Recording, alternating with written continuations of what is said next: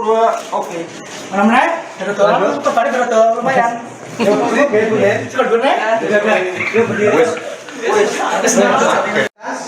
Tenang, ambil nafas sambil diinget-inget ya. Setelah dengan 10 posisi membanting, lanjut sekarang fokus ke sudah terjatuh. Polisi menggelar rekonstruksi kasus pembunuhan RI 39 tahun, seorang wanita satu anak yang ditemukan tewas dengan luka tragis di kamar rumah kontrakan di wilayah Mejing Wetan, Gamping, Sleman.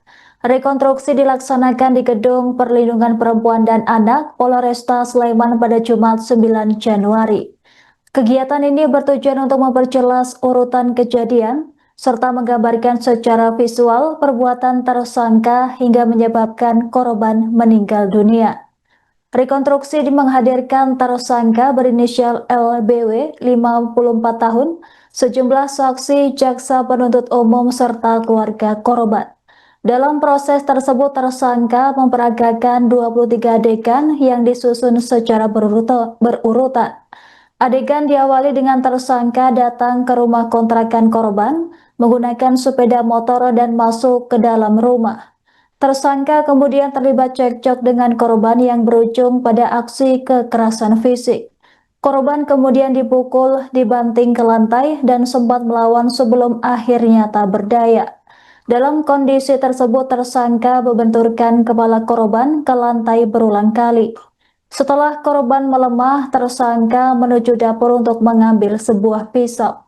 Senjata tajam tersebut kemudian digunakan untuk menghabisi korban dengan cara menyayat bagian leher.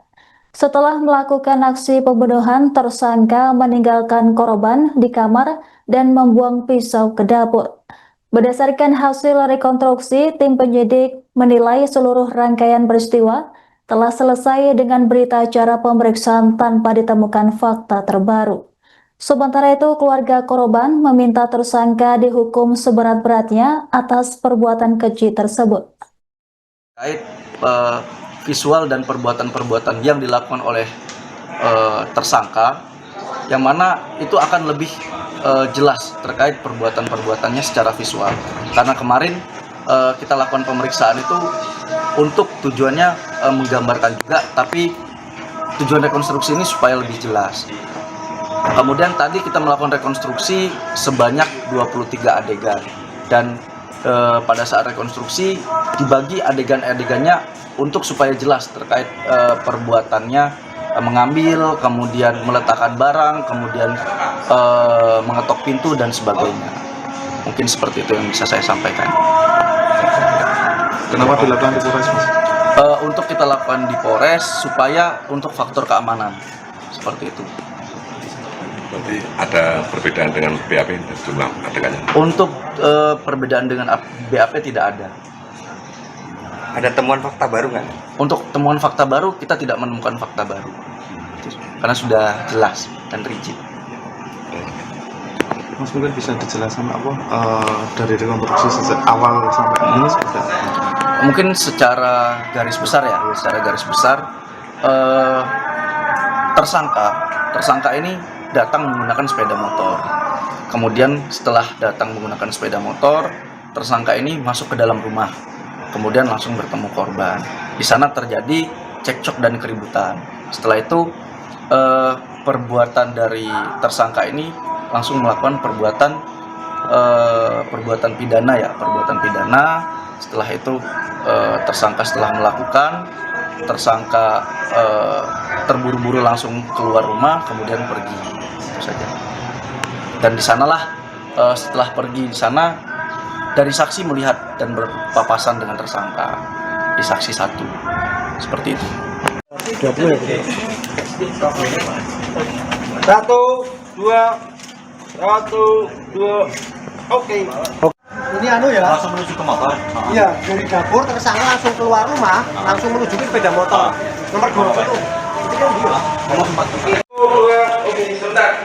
Ini Pak Git, Pak. Pasang ini Pak Git, Pak. Foto dulu. 1, 2, 3, 4.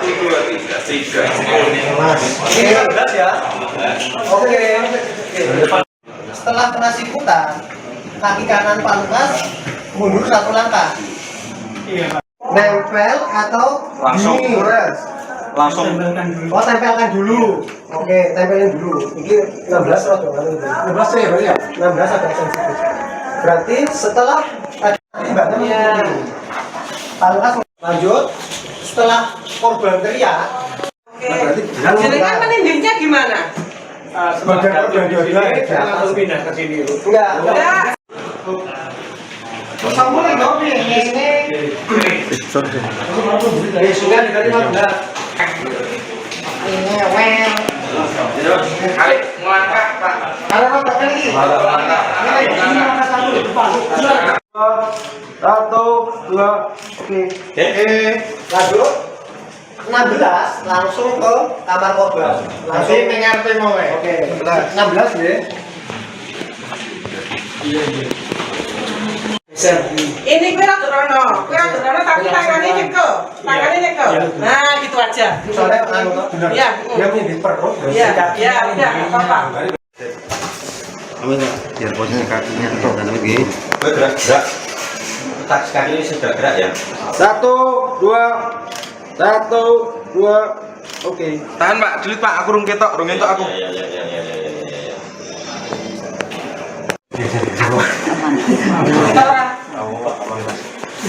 Satu, dua, oke. Mana? Betul. Kembali betul. Lumayan.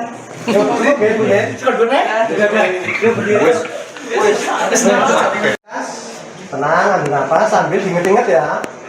Setelah di gang 10 posisi membanting, lanjut sekarang fokus ke sudah terjatuh ya di lantai ya. Ini korban seperti ini. Tangan Karena posisi dapur itu posisi dapurnya itu jadi Ya. oke. Ini Pak Lukas sambil kayak tadi seperti apa? Ini tangannya korban seperti ini. Tangan seperti ini. Ada di atas. kakinya yang masih gerak-gerak. Oke. Lanjut 16A. Setelah Pak Lukas berdiri, lanjut jongkok 8A ya. 8A ya.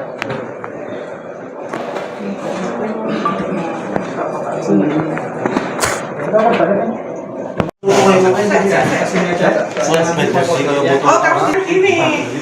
Kan gini, itu kan kenceng gini. Jadi kan nggak mungkin kamu jatuhnya di sini. Mesti kan kamu mengikuti. Jadi ya sudah itu.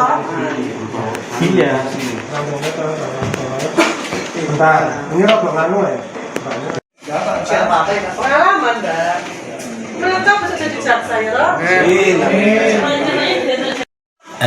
Kalau menurut pandangan hukum kami ya dari secara konstruksi dari rekonstruksi yang telah dilakukan tadi, sebenarnya si pelaku itu masih ada kesempatan, masih ada jeda waktu.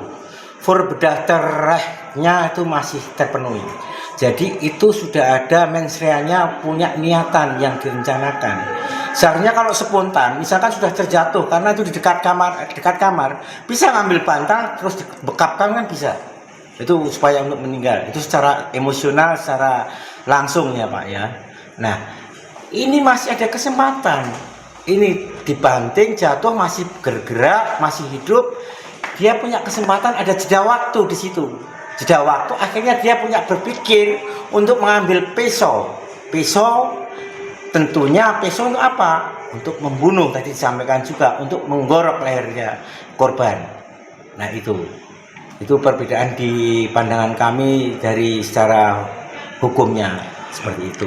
Niat jahatnya ada. Mens reanya, niat jahatnya ada. Kalau penerapan pasal sendiri, Pak?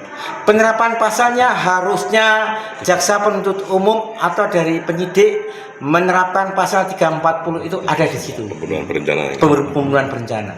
Unsurnya apa Pak? Kenapa pembunuhan berencana? Unsurnya sudah ada jeda waktu. Ada jeda waktu. Ya, satu mens rea ya, ada jeda waktu. Seandainya ada jeda waktu, seharusnya kan kalau tidak ada merencanakan, membatalkan.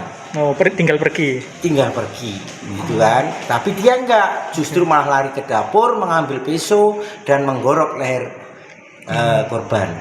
Download Tribun X sekarang, menghadirkan lokal menjadi Indonesia.